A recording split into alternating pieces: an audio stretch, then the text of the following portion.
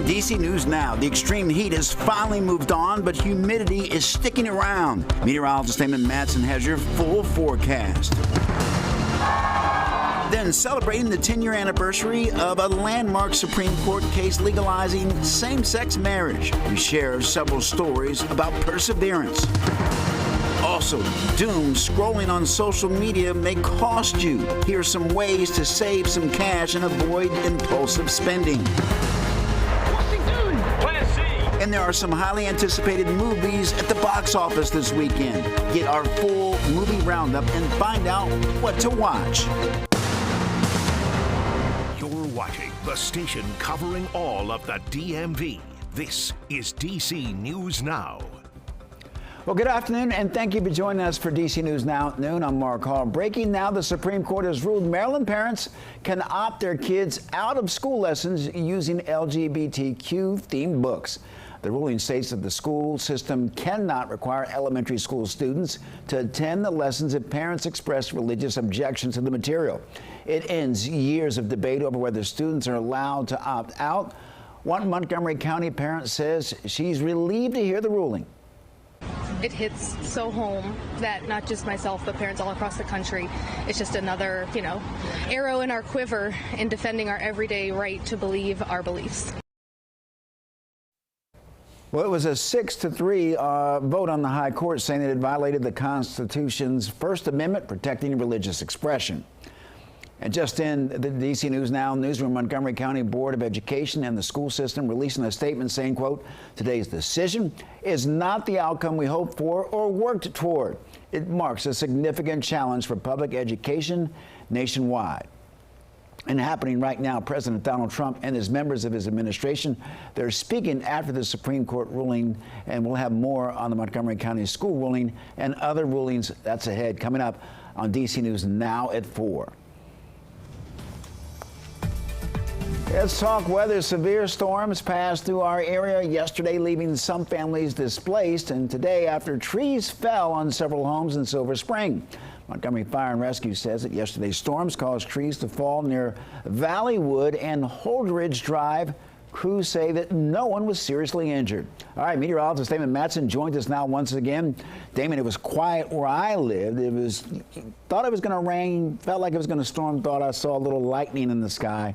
But we didn't really get anything. Yeah, it was hit or miss, Mark, to say the least. Those that saw the storms unfortunately ended up dealing with some damage like that, where trees came down, there was heavy rain, frequent lightning, and those of us that didn't see anything, we remained quiet. And we're seeing that same divide out there again today, not so much in terms of thunderstorms, but where there is just some light drizzle coming down and where there is some heavier rainfall, as this batch of activity has not moved very much across northern Virginia. Look at this. Over the last 3 hours, just south of D.C. into Prince William County, for the most part, there has been just continual rounds of heavy rainfall. But when you look out across the entire DMV from there, hardly anything else really going on outside of some showers working into parts of Clark and Frederick counties in northern Virginia as well. Now, there is a flood warning that has been put out now for the entirety of Prince William County, from Haymarket and Manassas all the way over to Dumfries and Dale City, because there is likely flooding ongoing, especially in low-lying areas where those small streams and creeks are located, as over the last 12 hours, 2 to 4 inches have fallen in pockets of the county. So if you do live in Prince William, just a heads up, if you're going to be traveling on any of the roadways, please watch out for flooding and be ready to take action if this heavier rainfall continues. Now, as we move throughout the rest of the day today, we are talking about more of the same, where some of us just stay cloudy and much, much cooler, which is a big time relief after how stifling it's been this entire week. High temps today will barely reach back into the upper 70s, but there is going to be that possibility of some heavy rain, some thunderstorms. We'll talk about where some of that heavier rain could set up through the end of the day, coming up here in your full forecast in just a bit. All right, Damon, thank you. An update to a story that we've been following. Federal authorities say that Kilmar Rigo Garcia will face federal smuggling charges in Tennessee before any attempt is made to deport him back to El Salvador. The Maryland father is in a Nashville jail. The charges stem from a traffic stop 3 years ago. Prosecutors say that he was smuggling people in the country illegally. Abrego Garcia was mistakenly deported to El Salvador back in March. His attorneys asking the judge to order his return to Maryland when he's released. They say that this would prevent likely attempts by ICE to quickly deport him. Well, new court documents out of Maryland revealing that some disturbing details. A Parkdale High School teacher has been indicted on several charges of sexual abuse against a child, including rape. The state's attorney is saying that Amir Johnson abused a child between January and April of this year. Johnson has been suspended from the school. Officials releasing a statement saying that Prince George's County Public Schools is committed to the safety and well-being of our students and staff, and the school system is taking this matter seriously and fully supporting law enforcement in their ongoing investigation. Also in Maryland, the State Department of Health releasing new data on gun violence in the state. They say over 670 deaths in Maryland were caused by firearms. Nearly 55% of those deaths were homicides. 44% of those deaths were suicides. The data also shows firearm deaths have been slowly decreasing. Deaths have dropped nearly a quarter since 2021. And it shows that there were 780 emergency department visits for non-fatal gun injuries.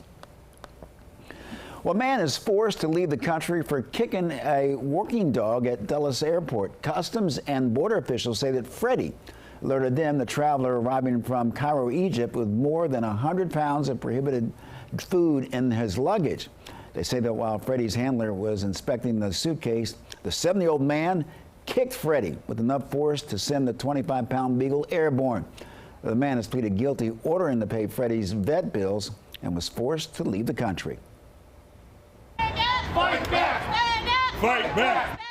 Fight back! Union workers rallying against WMATA's recent expansion of Metro's automated train system. The union says that they're also concerned about safety, with plans to eliminate weekend and night shift station managers. The station manager is the first one to be there when there's emergencies, if the station needs to be evacuated, if there's fire or there's smoke in the tunnels. We're not, our primary concern isn't just about making sure people still have a job. Our job, and really our concern is making sure that we keep the Valley professional station managers, keep them working to provide that safe environment. WMATA says crime went down 65% in the last 2 years. They add the new automated system is safer and more reliable. They also say that train operators will still be on board, ready to respond in case of emergencies. Another statue in the National Mall. This time, it's a golden television with video poking fun at President Trump. We spoke with the creator behind the exhibit, and he says that it's part of a small group of artists responsible for the last two displays. The first, the thumb crushing the Statue of Liberty. He says that they were calling out the president for being anti-American with his dictator-like parade. But when the White House reacted to it, saying that in America you have the freedom to display your so-called art, no matter how ugly it is, that just inspired them even more. This latest monument has a battery running the television, and it should last through the Sunday night and for the length of their national park permit. When we asked if it was fear that was keeping them anonymous, he says a small part, but really is to make the art the centerpiece of the conversation. Well, in Virginia, the unemployment rate is the highest it's been in 4 years.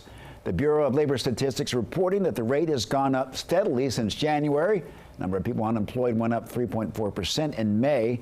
Experts say the monthly increases are alarming, and many rural pockets in the Commonwealth have an even higher number of people without jobs. The streak that you don't want to see, there was a slow leak really that started in certain parts of the state earlier this spring, and it's getting a little bit faster. The Commonwealth recently saw layoffs at manufacturing plants like ones at the Georgia Pacific plant in Emporia and a Volvo plant in Pulaski County. The decisions made at the federal level could lead to an even bigger spike later in the year. Many couples celebrating the 10-year anniversary of a landmark Supreme Court case legalizing same-sex marriage. Even though it's a decade-old decision, there are renewed fears in the LGBTQ community. Their rights are under attack. Now, Daniel Hamburg sharing just some of the several stories since the consequential decision. People who were at the Supreme Court that day remember it vividly. They say it's a reminder of how far this country has come, but how long it still has to go.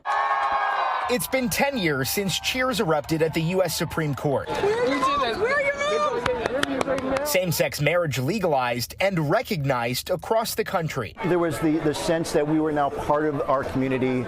We were not others. Stephen Richardson was there with his husband when the ruling came down. It was life-changing for so many millions of Americans in this country to finally get a taste of equality.